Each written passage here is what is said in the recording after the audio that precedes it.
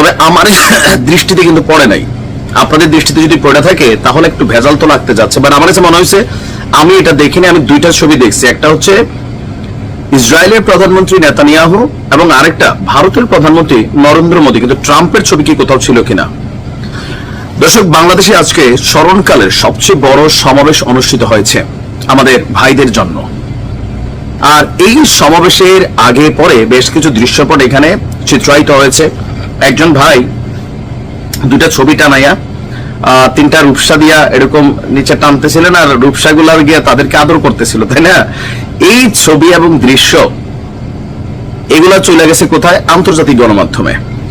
বাংলাদেশের এই বিক্ষোভের খবরটা প্রথম প্রকাশ করছে বার্তা সংস্থা এপি। তাদের বরাত দিয়ে পুনরায় প্রকাশ করেছে প্রভাবশালী সংবাদ মাধ্যম ইসরায়েলের টাইমস অফ ইসরায়েল। সেখানে নেতানিয়াহুর ছবিতে রূপসার বিষয়টি মূল শিরোনামে উল্লেখ করা হয়েছে। আর আমরা যদি দেখি যে টাইমস অফ ইসরায়েলের একই খবরের শিরোনামে লিখেছে, বাংলাদেশে প্রায় 1 লাখ মানুষের গা ও যা এই যুদ্ধের প্রতিবাদ পিটিয়েছে নেহু এবং তার মিত্রদের ছবি। এই প্রতিবেদনে লেখা হয়েছে, হাজার হাজার বিক্ষোভকারীর বাংলাদেশের রাজধানীতে এই অভিযানের বিরুদ্ধে নিন্দা জানাতে র্যালি করেছেন। ঢাকা বিশ্ববিদ্যালয় এলাকার সোহরাওয়ার্দী পার্কে বিক্ষোভকারীরা জড়ো হয়েছিল, তাদের সঙ্গে ছিল ফিলিস্তিনের পতাকা। সেখানে তারা ফ্রি ফ্রি ফিলিস্তিনের মতন স্লোগান দিয়েছেন। বিক্ষোভকারীদের অনেকেই যুক্তরাষ্ট্রের প্রেসিডেন্ট ডোনাল্ড ট্রাম্প, প্রধানমন্ত্রী নেতানিয়াহু এবং ভারতীয় প্রধানমন্ত্রী নরেন্দ্র মোদীর ছবিতে রূপসার ভালোবাসা দিয়েছে। র্যালিতে তারা প্রতীকী কফিন, হতাহত বেসামরিক মানুষের প্রতীকী পুতুলিও নিয়ে এসেছিল। এপির প্রতিবেদনে বলা হয়েছে, এই জায়গাটাতে কিন্তু বিএনপির একটু প্যাচ দিয়ে ফেলছে। সাবেক প্রধানমন্ত্রী খালেদা জিয়ার নেতৃত্বাধীন বাংলাদেশ জাতীয়তাবাদী দল, ইসলামিক গ্রুপ এবং দলগুলো এই র্যালিতে সংহতি জানায়। প্রতিবেদনের শেষে বলা হয়েছে, বাংলাদেশ 17 কোটি মুসলিমের একটি দেশ, ইসরায়েলের সঙ্গে তাদের কোনো কূটনৈতিক সম্পর্ক নেই এবং তারা অফিসিয়ালি একটি স্বাধীন ফিলিস্তিন রাষ্ট্রকে সমর্থন করে। এখন এই যে বাংলাদেশের এই খবরটা ইসরায়েলের গণমাধ্যমে যেভাবে আসছে, ট্রাম্পের যোগ দিয়া আমি আসলে দেখি না। আপনারা যদি দেখে থাকেন, যদি ট্রাম্পের ছবিও থাকে, তাহলে এটা একটা কূটনৈতিক ইফেক্ট তৈরি হবে, এটা মাথায় রেখেন।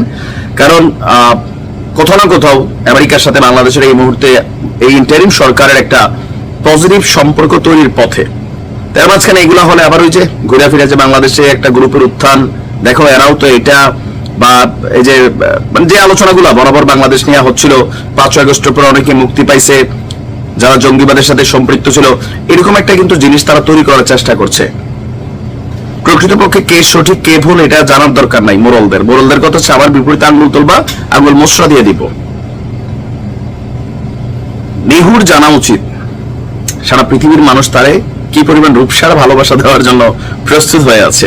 তবে আমার কাছে মনে হয়েছে ট্রাম্পের ছবিটা দিয়ে একটা পেচকি লাগানোর জন্য তারা তাদের গণমাধ্যমে, এগুলো খুবই শক্তিশালী গণমাধ্যম, সেখানে প্রতিবেদনগুলো করছে। যদি করে থাকে ট্রাম্পের ছবি দিয়া, একটু তো এখানে মিস্টেক হয়ে গেছে। বাকি যা আছে ভাই সব ঠিক আছে, যা করছেন। যাই হোক, বাংলাদেশের মানুষের এই যে অবস্থান, এটা যে তার কাছ পর্যন্ত পৌঁছেছে, এটা ভালো। বাট এখানে একটু পেচকি লাগানোর চেষ্টা করছে। কিছু রাজনৈতিক দলকেও কিন্তু এখানে আলাদা আইডেন্টিফাই করা হয়েছে। ভালো থাকুন, আসসালামু আলাইকুম।